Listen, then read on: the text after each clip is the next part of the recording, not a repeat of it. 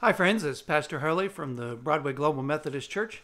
I'd like to read to you about a proverb in chapter 29, verse 4. It's about kings. It deals with those who are in authority. It says, "By justice a king builds up the land, but he who exacts gifts tears it down." Now, in those days, a king or a very strong person in charge of a land was the common form of government. Many reasons for that. But we do find that the Proverbs draws a line that says, even kings are under the direction of God. There is a way of justice. There is a way of doing things right.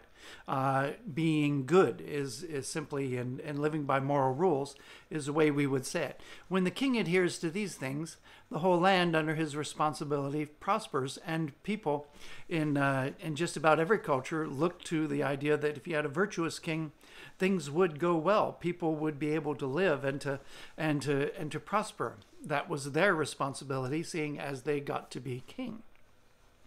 Now, the other side of this is a king that knows what's right, but simply says, he exacts gifts. In other words, he says, I know what's right, but to make me do the thing that's right will cost you a certain amount of money, a certain large gift. That, of course, is bribery. It's very wrong. And we take again this idea that we are not kings. No.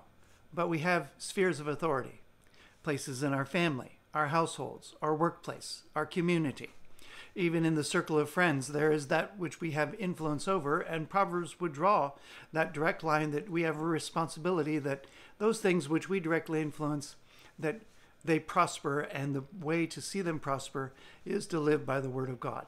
You have a place in this day where your influence, where God working through you will have its effect. Go forth, make sure that what you're doing in line with God's will, and see what His grace does with that. Be blessed.